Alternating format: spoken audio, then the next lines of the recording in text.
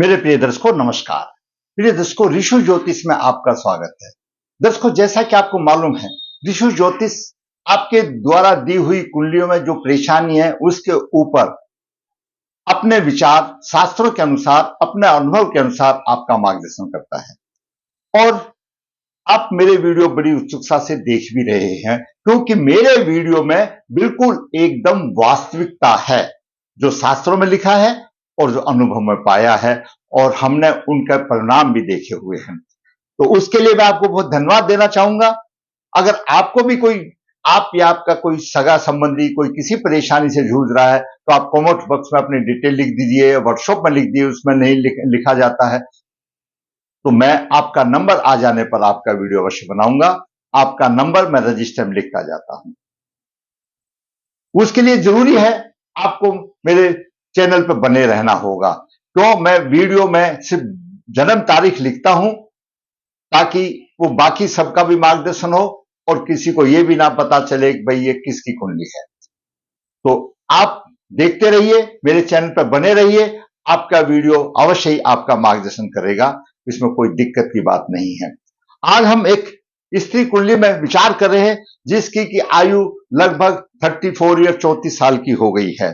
उसने प्रश्न किया है कि गुरुजी, क्या मेरी इच्छा के अनुसार मुझे वर मिल सकेगा नहीं? क्यों हमारी इससे संबंध में लड़के पक्ष वालों से, या वर पक्ष बोलो या लड़के वाले बोलो, उनसे कई बार मीटिंग हो चुकी है, लेकिन हमारी इच्छाएं कहीं नहीं, हमारा विश्वास कहीं नहीं रुका और हमको शादी में परेशानी आ रही है।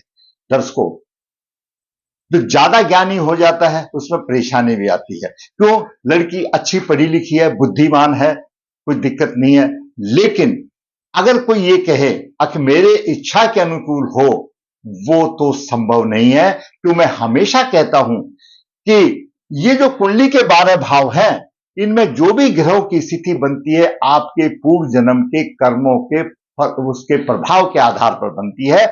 आप ये कह सकते हो कि वह प्रभाव आपको जीवन में मिलने वाले सुख दुख का कोटा है। हाँ, शास्त्रों में अशुभ के लिए उपाय बताए गए हैं, और वो भी हम उपाय बताते हैं। उपाय एक भगवान को अपील है, आपके कर्म कैसे रहे, आपने उपाय किया, श्रद्धा कैसी रही, आपको फल मिलेगा नहीं मिलेगा आपकी श्रद्धा के ऊपर है। लेकिन शास्त्रों में वर्णन मिलता है, भगवान विष्णु वचनबद्ध हैं, जो भी आप शुभ काम करोगे, आप पूजा जप जो भी करते हैं, वो भी तो कार्य है, उसका फल अवश्य देंगे। वो किसी का कर्ज नहीं रहना चाहते। आपने उसको श्रद्धा से आपने पूजा की है, जो भी दोष निवारण किया है, आपने श्रद्धा की है, तो मैंने ये अनुभव में देखा है, अब उनको फल अवश्य मिला है, जरूर मिला है। और ये कहना मुश्किल है कि मेरे अनुकूल हो। आप सीधे तरह से बोलो, हम भाग्य में लिखा करके लाए हैं, वही मिलेगा। आप ऐसा सोचो, अब ऊपर जो भगवान हमारी कुंडली लिख रहा है, हमारे रिमार्क कॉलम में भी वो लिख देता है, अब उसका ये अशुभ योग, अगर पूजा करेगा तो ठीक हो जाएगा। और ऐसा ही आपके कर्म हैं, तो वो कोई भी आपका जो पूजा करो, पाठ करो, वो आपको बलि का बकरा होना है, भुगतना ही पड़ेगा। लेकिन हम मनुष्य हैं, इस पृथ्वी पर आए हैं, हम सिर्फ उसका दोष निवारण कर सकते हैं, पूजा कर सकते हैं। और ये कोई इंजेक्शन नहीं है, आज बीमार हो गया, लगा दिया तो 3 दिन में बुखार उतर जाएगा। दर्शकों, वैदिक ज्योतिष में एक दोष निवारण के लिए बहुत पूजा पाठ, बहुत संघर्ष करना पड़ता है, तब जाकर के दूर होता है। लेकिन हम यही तो कर सकते हैं, तो हमको कर लेना चाहिए, और आपको फल मिलेगा, और बाकी को भी मिला तो आपको मिलेगा। लेकिन अगर वो लड़की ये सोचती है मुझे अनुकूलता के आधार पर लड़का मिल जाए, तो वो संभव नहीं है। मैंने उसके ग्रह को देखा है, जो अभी आपके सामने वर्णन करूंगा, आप अंत तक रुके जाइए। प्रबल बाधा है, अगर शादी हो जाए, वो भी शुक्रगुजार करें भगवान का, करने वाला तो वही है, हम तो सिर्फ आपको मार्गदर्शन कर सकते हैं। दर्शकों, जैसा मैं बताता हूं, ये कुंडली के 12 भाव है। लगन लगने स्वयं का प्रतिनिधि है। द्वितीय भाव धन का, तृतीय पराक्रम, चतुर्थ भाव सभी प्रकार के सुख, माता भूमि, पंचम भाव शिक्षा बुद्धि विवेक का, छठा भाव रोग शत्रु का, सप्तम भाव जीवन साथी का, और दैनिक व्यवसाय का अष्टम भाव आयु का कष्ट का, नवम भाव भाग्य भाव है, धर्म भाव है, दसम भाव शीर्ष भाव है, ऊंचाई पर ले जाने वाला भाव है, एकादश भाव इच्छा पूर्ति का भाव है, सभी प्रकार के सुख का भाव है, सोसाइटी का भाव है, आपके मित्रों का भाव है। द्वादश भाव आपका दंड का भी भाव है, किसी प्रकार भी दंड हो सकता है, शारीरिक भी हो सकता है, फाइनेंशियल भी, वित्तीय भी हो सकता है, धन का भी हो सकता है, कारागार भी हो सकती है। और खास हम ये लेते हैं दैनिक जीवन में स्त्री के साथ, जीवन साथी के साथ सेवा सुख का भाव है, वो इंपॉर्टेंट है। दर्शकों, आज का विषय है, जैसा मैंने बताया कि लड़की कहती है क्या गुरुजी मुझे इच्छा अनुसार नहीं मिलता, कितनी मीटिंग होली, मुझे कोई लड़का पसंद नहीं आता। वो कौन है पसंद करने वाली? वो तो ग्रहों के वशीभूत है, जो उसको ग्रह चला रहे हैं, उसी तरह से चलेगी, उस बेचारी को पता नहीं है। आज का विषय अष्टम राहु और द्वादश भाव में सूर्य जीवन नरक तुल्य। दर्शकों, ये अष्टम भाव है और ये द्वादश भाव है। द्वादश भाव जीवन साथी का भाव है, सेवा सुख का, जीवन साथी के साथ सेवा सुख का भाव है, दंड का भाव है, विदेश का भाव है, खर्च का भाव है। और ये अष्टम भाव सौभाग्य का भाव भी है पत्नी के लिए, और गुप्त अंगों का भी भाव है। सप्तम भाव विवाह का भाव, जीवन साथी का भाव है।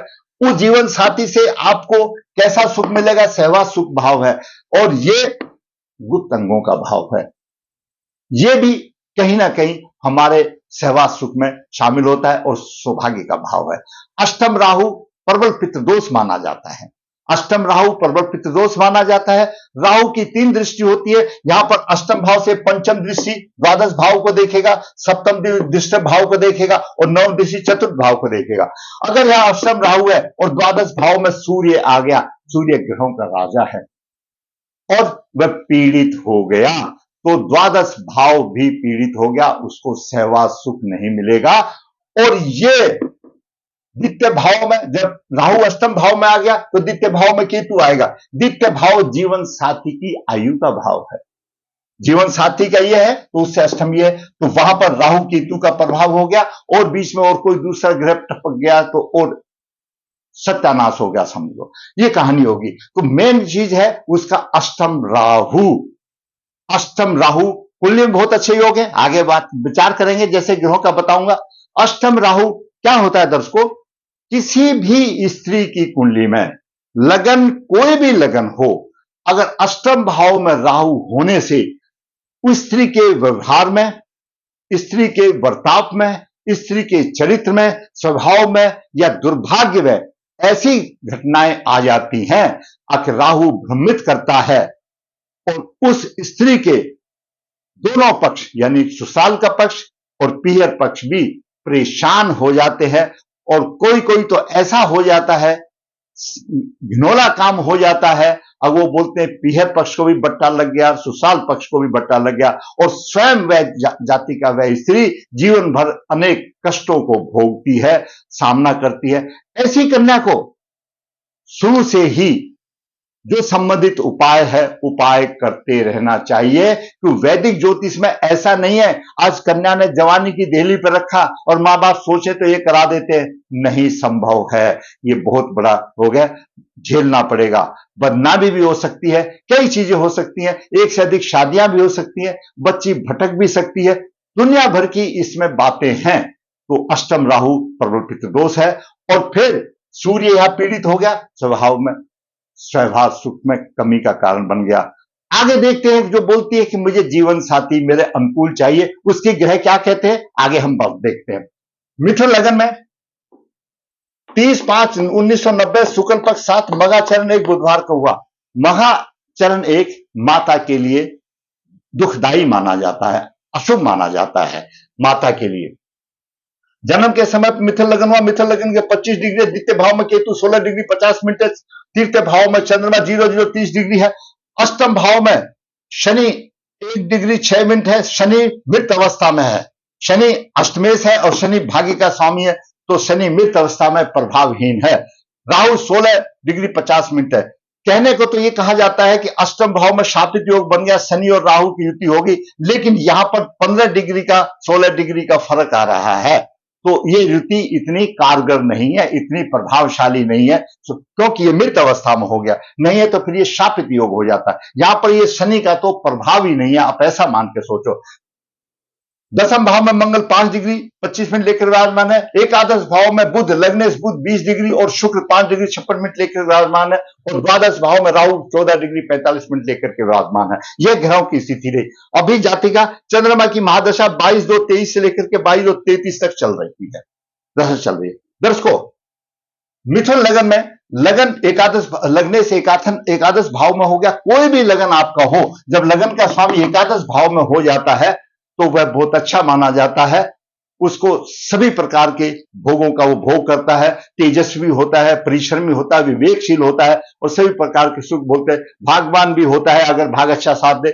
शिक्षा अच्छी होती है। क्यों? लगन सप्तम दृष्टि से यहां देखेगा लगनेश को। शिक्षा अच्छी होगी, संतान भी अच्छी होगी और सभी भोगों का भोग, धन की उसको कोई कमी नहीं होगी, धनवान। और वैसे भी मिथुन लगन वाले तो बुद्धिमान होते हैं। और फिर लगन का स्वामी बुध और पंचम भाव को देख रहा है और सोने पर सुहागा और बुद्धिमत्ता और तेज हो गई। तो बात करें सूर्य की। दरअसल सूर्य पराक्रम भाव का स्वामी द्वादश भाव में सूर्य आलस हो गया। पिता और आत्मा का कारक है, प्रशासन का कारक है। जीवन में कठोर परिश्रम लेकिन सफलता कम, परिश्रम अधिक, श्रम कम मिलता है, आलसी भी हो जाता है। सूर्य राहु की दृष्टि से पीड़ित है। यहां पर जातिका का सहवास सुख नहीं मिलता। तो राहु की पंचम दृष्टि से सूर्य पीड़ित है, उसने पीड़ित कर दिया। अब बात करें चंद्रमा की। चंद्रमा भाई बहनों की चिंता रहेगी, मानसिक परेशानी रहेगी, भाग्य को देख रहा, भाग्य कमजोर है। वैसे भी चंद्रमा मृत अवस्था में है, लेकिन जो भी यहां देगा चंद्रमा, मैंने उसका बता दिया। अब बात करते हैं मंगल की। दर्शकों, मंगल छठे भाव का स्वामी, एकादश भाव का स्वामी और मिथुन लगन के लिए प्रबल पापी है, तकलीफ देने वाला है। लेकिन मंगल दसम भाव में दिग्बली माना जाता है और यहां पर मंगल 5 डिग्री 25 मिनट लेकर के शनि के नक्षत्र में है। तकनीकी शिक्षा या इंजीनियर आदि में देगा। माता के भाव को देख रहा है, अपनों से उसको धोखा भी मिलेगा। सप्तम घरेलू सुखों में कमी होगी। अष्टम दृष्टि से संतान के पक्ष को देख रहा है, संतान की चिंता होगी और सम्मान की प्राप्ति तो होगी उसको, क्योंकि दिग्बली है। लेकिन यहां पर संतान की भी परेशानी आएगी, तकनीकी शिक्षा होगी क्योंकि शनि के नक्षत्र में है, व्यवसाय में देगा, तो दिग्बली है यहां पर। अब बात करें गुरु की। दर्शकों, गुरु मिथुन लगन में चतुर्थ भाव का स्वामी, गुरु सप्तम भाव का स्वामी है, दसम भाव का स्वामी है। केंद्राधिपति दोषी है, गुरु प्रभाव नहीं दे रहा। अपने गुरु कोई प्रभाव नहीं दे रहा, केंद्राधिपति दोषी है, उसका दोष भंग नहीं हो रहा। और गुरु लगन में है। जातिका कहती है कि मेरा तो लगन में गुरु, लगन में गुरु। तो ये तो देखो लगन में गुरु है किसी स्थिति में। केंद्रापति दोषी हो गया, सप्तम भाव का स्वामी दसम भाव का स्वामी लगन में हो गया, केंद्रापति दोषी हो गया, प्रभाव हो गया। और गुरु के द्वितीय भाव में केतु और द्वादश भाव में सूर्य पाप करते योग में आ गया। लगन भी पाप करते योग में हो गया और गुरु भी पाप करते योग में हो गया। तरक्की नहीं, गुरु का 0/0 है, गुरु का कोई फल नहीं। और लगन भी पाप करते में हो गया, उसकी तरक्की बांध दी गई है, सीमित इतनी की रहेगी, नहीं मिलेगी। बुध बेशक अच्छा लगने से यहां पर अच्छा है, लेकिन लगने से अच्छा लगन पाप करती योग में आ गया। दूसरी बात देखिए दर्शकों, कि तो यहां से सप्तम दृष्टि से यहां से देख रहा है अष्टम भाव को, सूर्य छठे भाव को देख रहा है। ये पार्श्वगामी दृष्टि बोली जाती है।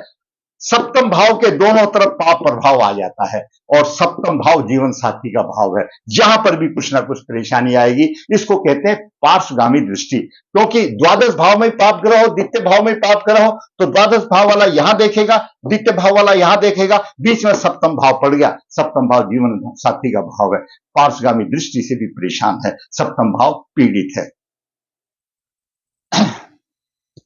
अब बात करें शुक्र की। दर्शकों, शुक्र कुंडली में द्वादश भाव का स्वामी है और पंचम भाव का स्वामी है। द्वादश भाव का होने के नाते शुक्र को दोष नहीं लगता और कारक ग्रह तुला राशि पंचम भाव में एकादश भाव में है। विद्वान होगा, सत्कर्म करने वाली होगी, धन की कमी नहीं होगी, परोपकारी होगी।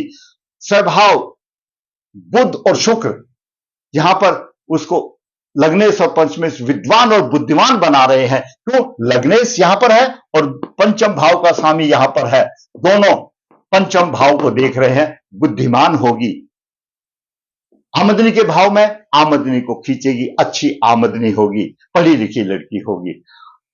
अब बात करें शनि की। दर्शकों, शनि अष्टम भाव का स्वामी, नवम भाव का स्वामी है।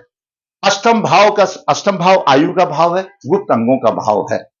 शनि मित्र अवस्था में कोई प्रभाव नहीं दे रहा और भाग्य की भी हानि हो रही है। भाग्य का स्वामी अष्टम भाव में आ गया, मित्र अवस्था में हो गया, भाग्य की हानि हो। शनि का इस कुंडली में कोई योगदान नहीं, मित्र अवस्था में कोई हानि। अब बात करें राहु की। राहु अष्टम भाव में है, जीवन में कठिनाई, मुसीबतें, निराशाएं का सामना, गुप्त रोग, बाहर से कुछ और अंदर कुछ और दिखाई देता है। क्यों? राहु का प्रभाव ही यह है, उनके विचारों में फर्क आ जाता है। अंदर के विचार कुछ होते हैं, बाहर के कुछ होते हैं। पंचम दृष्टि से द्वादश भाव को पीट रहा है। यहां पर सूर्य है और यहां पर सहवास सुख का भाव है, सहवास सुख में हानि होती है। सप्तम दृष्टि से द्वितीय भाव को पीट रहा है। द्वितीय भाव धन और कुटुंब का भाव है। धन और कुटुंब में परेशानी होती है, कुटुंब की वृद्धि रुक जाती है, खर्चा अधिक हो जाता है, कोष खत्म हो जाते हैं और कुटुंब में कलेश होते हैं। ये सारी परेशानी आ गई। नवम दृष्टि से राहु यहां देख रहा है, अष्टम से देख रहा है, नहीं तो कन्या राशि है, घरेलू सुखों में हानि की बात आएगी। अब बात करें केतु की। केतु दर्शकों द्वितीय भाव में है, धन और कुटुंब की चिंता रहेगी, उसको कलेश होगा, शत्रु शमन होगा। पंचम दृष्टि से, अष्टम दृष्टि से यहां पर होगा, कष्ट होंगे, कष्ट आएंगे। नवम दृष्टि से पिता के भाव को, दसम भाव को देख रहा है, मंगल भी पीड़ित होगा और यहां पर व्यवसाय में भी थोड़ी बहुत परेशानी आएगी। ये मैंने बात बताया, सामान्य बात बताया। अभी चलते हैं जो उसकी जरूरत है उसके हिसाब से। दर्शकों, जन्म नक्षत्र कोई भी होने दो, किसी का भी कोई जन्म नक्षत्र होने दो। जैसे इनका जन्म नक्षत्र मघा नक्षत्र है और सूर्य रोहिणी नक्षत्र में है। मघा से सूर्य 22वें नक्षत्र में पड़ता है। मैंने पहले भी बताया है, जन्म नक्षत्र से सूर्य 7वें नक्षत्र में हो, 12वें में हो, 17वें में हो, 22वें में, 27वें नक्षत्र में अगर सूर्य है तो विवाह तय नहीं होता। तय का मतलब कोई अंग्रेजी शब्द फिक्स नहीं होता, शादी फिक्स नहीं होती। अगर हो भी जाती है तो तलाक की भी नौबत देखी जाती है। तो यहां पर सूर्य परेशानी देता है। यहां पर सूर्य दो रोल दे रहा है। एक तो सूर्य जन्म नक्षत्र 7वें में हो, 12वें में, 17वें में, 22वें, 27वें नक्षत्र हो, विवाह के लिए परेशानी आ गई। दूसरा 22वें नक्षत्र में सूर्य है, वैनाशिक नक्षत्र आ गया, विनाश करने वाला भी आ गया। एक तो शादी में रुकावट दे रहा है, शादी तय होने नहीं दे रहा, दूसरा विनाशकारी हो गया। सूर्य उसका विनाशकारी हो गया, नक्षत्र का स्वामी हो गया। तो मघा नक्षत्र से 22वां नक्षत्र रोहिणी नक्षत्र होता है।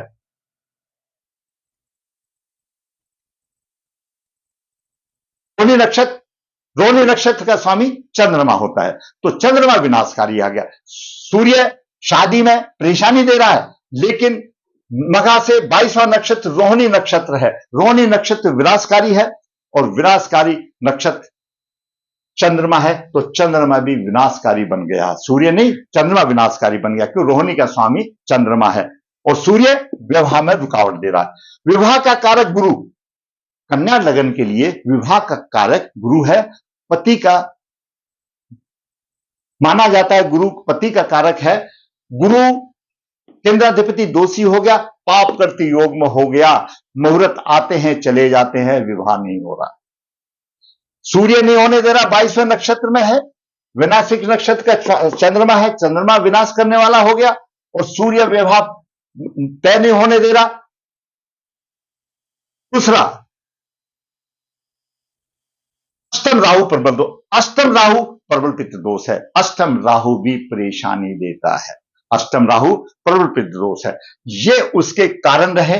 और दर्शकों, चंद्रमा लगन से सप्तम भाव में कुंभ राशि आती है। कुंभ राशि का स्वामी छठे भाव में आ गया, मृत अवस्था में।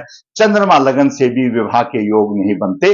हाँ, चंद्रमा लगन से दसम सूर्य बनता है, लेकिन राहु पीट देता है, वो एक अलग बात है, वो व्यवसायिक वाली बात है। हमको चाहिए शादी। चंद्रमा लगन से सूर्य दसम भाव में सप्तम शनिवार है, दाम्पत्य सुख नहीं। चंद्रमा लगन से भी सप्तम छठे भाव में मृत अवस्था में आ गया, दाम्पत्य सुख नहीं मिलता। धन योग अच्छा है। अभी दर्शकों देखिए, गुरु विवाह का कारक है, पापकृत योग में फंस गया। सप्तम भाव भी पार्श्वगामी दृष्टि में आ गया और गुरु सप्तमे स्वयं है, फल नहीं दे रहा। जब स्वयं गुरु नहीं चाह रहा शादी करने के लिए तो कैसे होगा। और यहां पर अष्टम राहु है, सूर्य पीड़ित हो गया, तो शादी के योग नहीं बनते। योग बनते हैं तो चले जाते हैं, क्योंकि करानी तो शादी गुरु ने है और रुकावट सूर्य ने दे दी है और रुकावट अष्टम राहु ने दे दिया। ऐसे जातकों के अगर शादी हो भी जाती है तो मैंने अनुभव में देखा है 2 विवाह हो जाते हैं और उनके संबंध में इतनी लड़ाइयां चलती हैं। अब पीयर पक्ष वालों को कई बार ससुराल पक्ष से बातचीत करनी पड़ती है, लेकिन स्थिति पूरी नहीं आती। फिर लास्ट में ये कह देते हैं भाई अलग अलग हो जाओ, तलाक हो जाओ। मैंने बहुत कुंडलियों में देखा है। अब दर्शकों, वो तो कहते हैं मुझे अनुकूल कौन मिलेगा, उसके तो यहां पर मैंने आपको वर्णन किया कुछ है ही नहीं, कहीं पर भी शुभ प्रभाव नहीं दिखाई दे रहा, तो कैसे होगा। वो कहती है मेरा लगन में गुरु है, सप्तम भाव को देखा, गुरु तो केंद्रापति दोषी है, पाप करते योग में गुरु कहां देख रहा है, गुरु तो फल ही नहीं दे रहा, निष्फल हो गया गुरु तो। यही तो एक बात हो गई। ऐसे कह दे मेरा लगन में गुरु है, या कुंडली में डालने के बाद पता चलता है वो कितना प्रभाव देगा। और जातिका कहती है कि मेरा गुरुजी शादी नहीं हो रही, कितनी मीटिंगें होगी, तो ऐसा ही होगा। अपने पूर्व जन्म का कर्मों का फल लेके आई है। 34 साल की आयु होगी, पढ़ी लिखी है, समझदार है, अच्छे व्यवसाय वाली है, अच्छी आमदनी है, मूल नक्षत्र में पैदा है, पूर्वजों का प्रभाव है। अष्टम राहु, राहु प्रतिनिधि करता है पूर्वजों का। राहु ने सूर्य भगवान को पीड़ित कर दिया। भगवान विष्णु मजबूर हैं आपके कर्म का फल देने के लिए। शास्त्रों में इसका उपाय दिया हुआ है। आप जहां तक हो सके भगवान भोलेनाथ को पकड़ लो। जब से बच्चे होश संभलते हैं स्टार्टिंग से पकड़ लो और पितृ दोष को निवारण करें।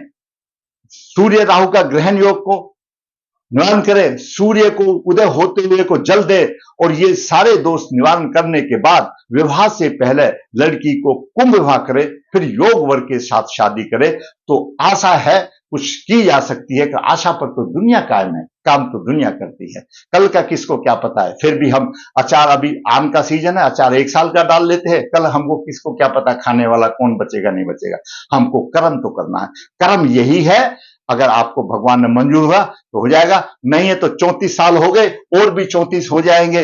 विवाह में प्रबल बाधा रहेगी, ये नहीं कहा जा सकता विवाह हो जाएगा नहीं हो जाएगा, उस प्रभु के ऊपर है। हमारा तो सिर्फ कर्म करने का मतलब। दर्शकों, मैंने आज मैं समझता हूं, मैंने उस लड़की का पूरा माइंड वॉश कर दिया, ये स्थिति बनी हुई है। अगर आप समझते हैं इससे किसी का मार्गदर्शन होता है तो मैं अवश्य कहूंगा आप मेरा वीडियो आप लाइक करें, शेयर करें। और दर्शकों, ऋषि ज्योतिष यहाँ पर नर्मदा जी के तट के नजदीक नर्मदेहर, यहाँ पर काल सर्पदोष पितृदोष की पूजा की जाए। जो इच्छुक है संपर्क कर सकता है। ऋषि ज्योतिष कन्या भाव के लिए गुण मिलान बिना किसी शुल्क के राह आसान करता है। जरूरत है ऋषि ज्योतिष बनने की। ऋषि ज्योतिष हाथ से पत्रिका लिखता है, निचोड़ देता है शुभ दोष। इस कुंडली में भी दोष और भी शुभ अशुभ होंगे, लेकिन कितना कौन बताएगा, देखेगा कौन। दर्शकों, अगर मेरा वीडियो आपको अच्छा लगा, आप कमेंट्स बॉक्स में लिख दिए ये किसका मार्गदर्शन, अगर कुछ कमी है तो भी आप कमेंट्स बॉक्स में लिख दिए, आपका मार्गदर्शन किया जाएगा। कमेंट्स बॉक्स का मैं लिख करके ही मार्गदर्शन करूं। आप कमेंट्स बॉक्स में कमेंट लिखिए, आपका जवाब मैं कमेंट्स बॉक्स में ही दूंगा, आपका मार्गदर्शन करने की कोशिश करूंगा, कोई भी ऐसी हो। और जिसने भी आपको कोई किसी परेशानी से जुड़ रहे, मैं कहता हूं आप जुड़ जाइए ऋषि ज्योतिष से, आप चैनल कीजिए ताकि मेरे चैनल की ग्रोथ हो और मैं इसी प्रकार वास्तविक कुंडली बना करके आपका मार्गदर्शन करता रहूं। धन्यवाद।